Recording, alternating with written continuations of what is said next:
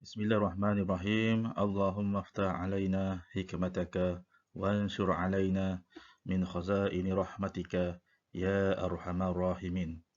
Assalamualaikum warahmatullahi wabarakatuh.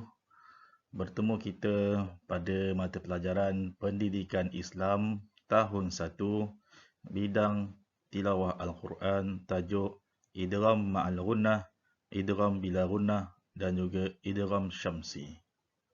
Mari kita saksikan. Sebelum itu, mari kita fahami dialog ini. Apa maksud idgham?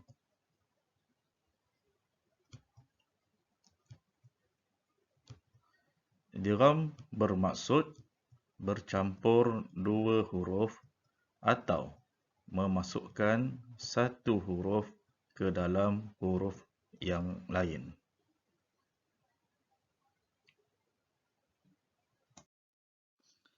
Kemudian mari kita lihat pada cara bacaan idgham.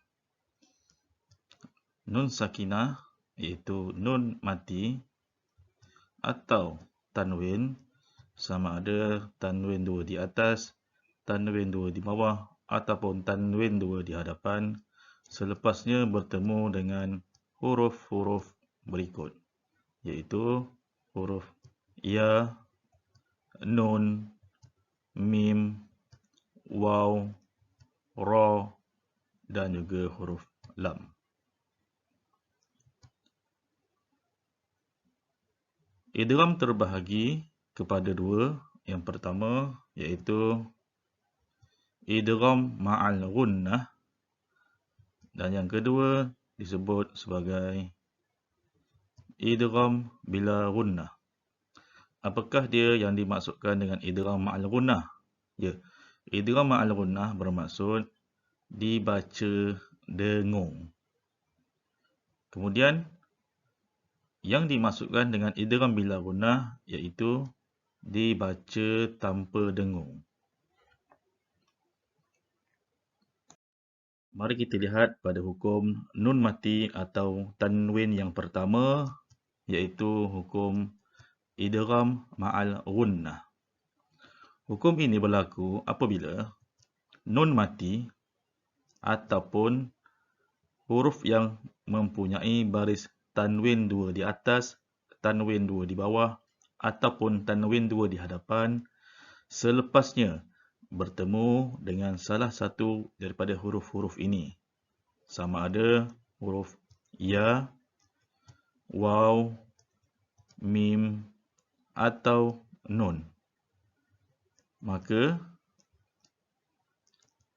memasukkan sebutan nun mati ataupun nun sakinah atau tanwin, sama ada tanwin 2 di atas, tanwin 2 di bawah ataupun tanwin 2 di hadapan ke dalam huruf selepasnya, maka ianya dibaca secara idgham, iaitu memasukkan bunyi ataupun mencampurkan kedua bunyi huruf dan dibaca dengung.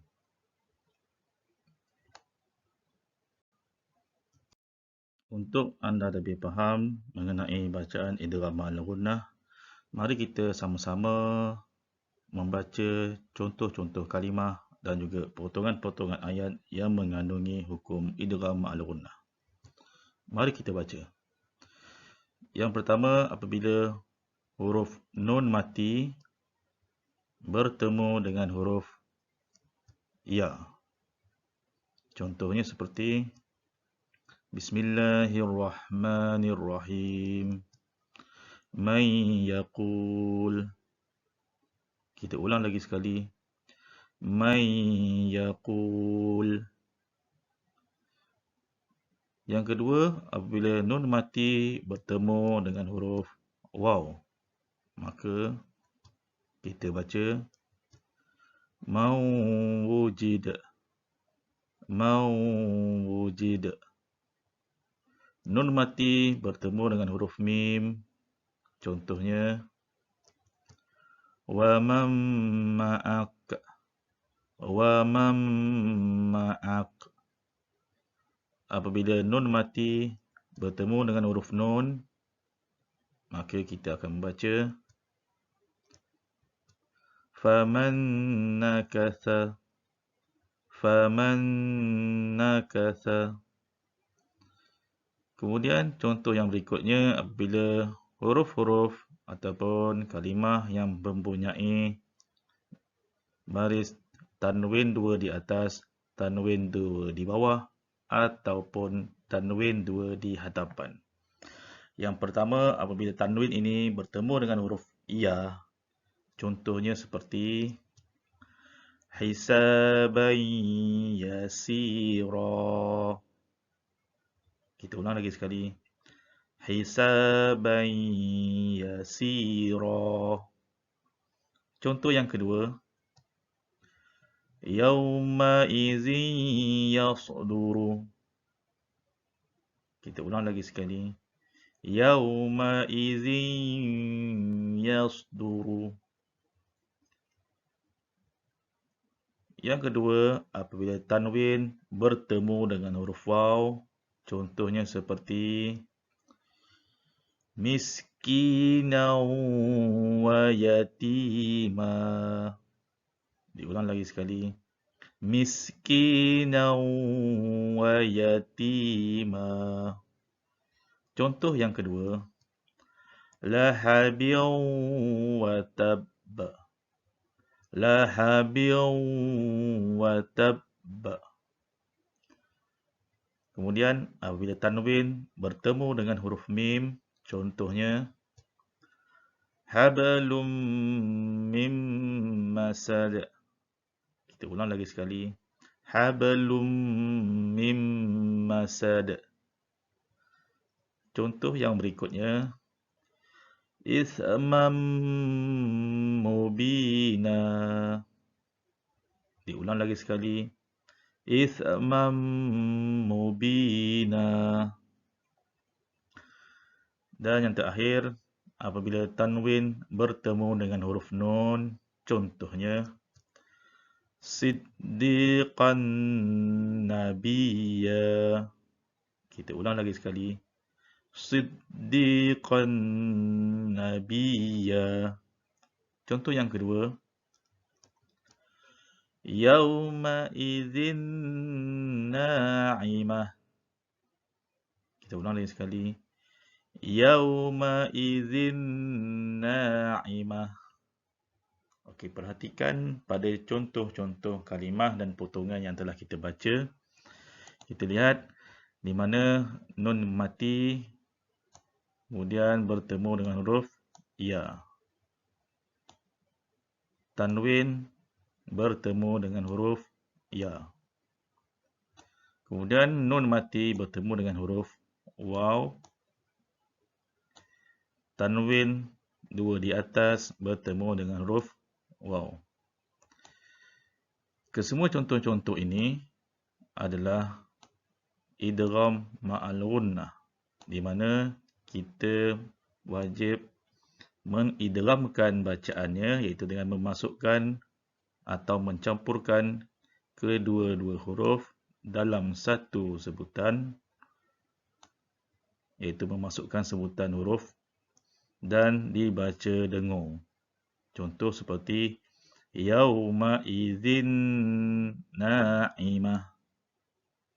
Ataupun boleh juga kita baca seperti perkataan lahabin wa tabba.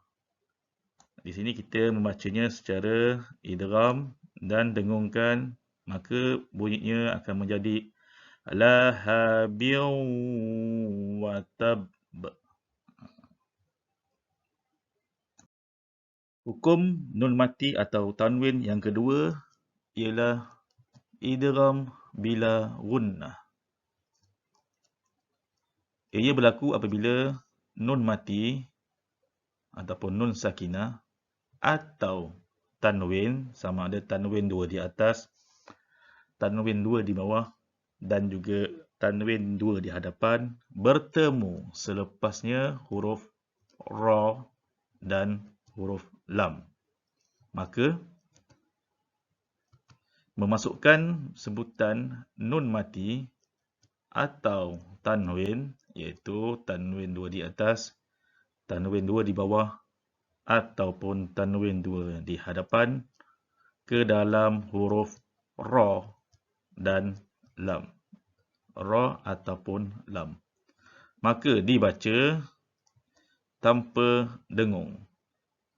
Tidak seperti idgham ma'al ghunnah. Untuk anda lebih faham, mari kita sama-sama membacakan contoh-contoh kalimah dan potongan-potongan ayat yang mengandungi hukum ataupun bacaan idgham bila ghunnah. Yang pertama, apabila nun mati bertemu dengan huruf ra. Contohnya seperti Bismillahirrahmanirrahim. Mir rabbik. Kita ulang lagi sekali. Mir rabbik. Kemudian nun mati bertemu dengan huruf lam. Contohnya seperti min ladunka. Min ladunka. Kemudian kita lihat pada contoh tanwin, sama ada tanwin 2 di atas ataupun tanwin 2 di bawah ataupun tanwin 2 di hadapan.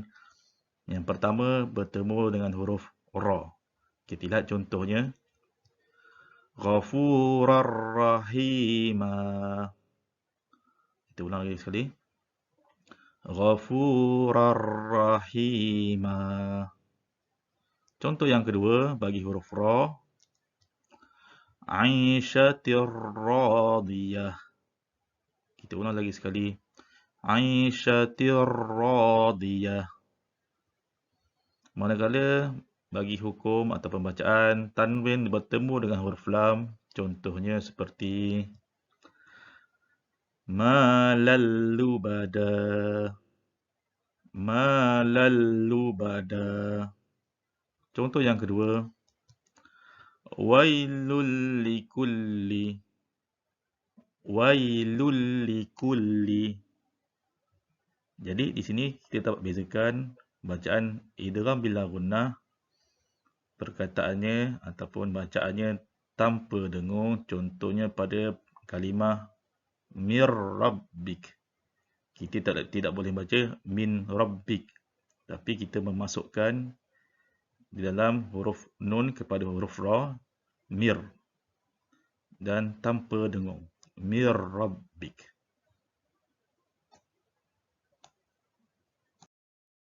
Sebagai kesinambungan daripada bacaan idgham, kita perhatikan pada bacaan yang ketiga, iaitu idgham syamsi ataupun lebih dikenali sebagai alif lam syamsiyah. Mari kita lihat penerangannya.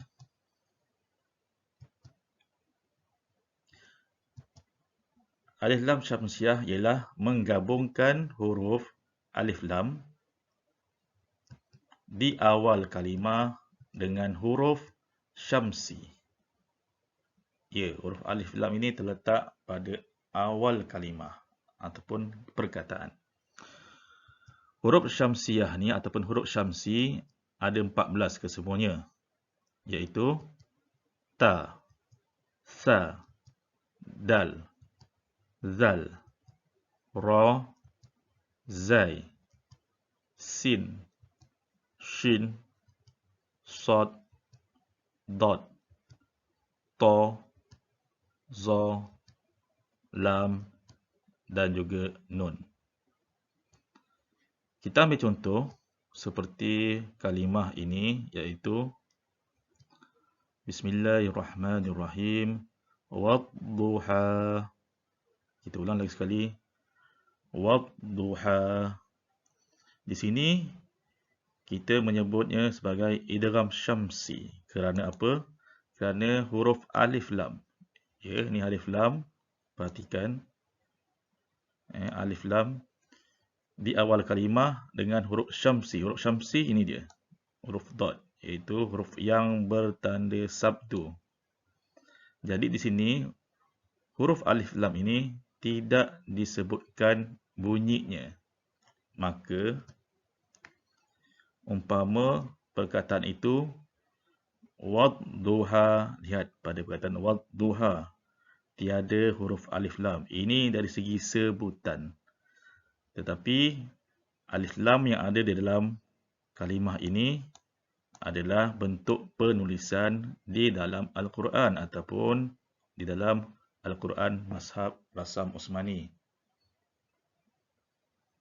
Jadi perkataan ini, idgham syamsi ataupun alif lam syamsiah, kita tidak membunyikan huruf alif ataupun lam. Kerana apa? Kerana telah bertemu ataupun bergabung dengan huruf syamsi, iaitu huruf dot yang bertanda sabdu. Seterusnya, mari kita membaca contoh-contoh ayat yang mengandungi bacaan idgham syamsi. Bismillahirrahmanirrahim. Wadduha wal-laili idza saja. Kita ulang lagi sekali. Wadduha wal-laili idza saja. Kita lihat idgham syamsi iaitu alif lam tidak disebut, tetapi kita menyebutnya kerana ada huruf syamsi yang bertanda sabdu. Begitu juga dengan kalimah yang kedua, wal-laili. Contoh yang kedua, wat-tini waz-zaitun. Kita ulang lagi sekali. Wat-tini waz-zaitun.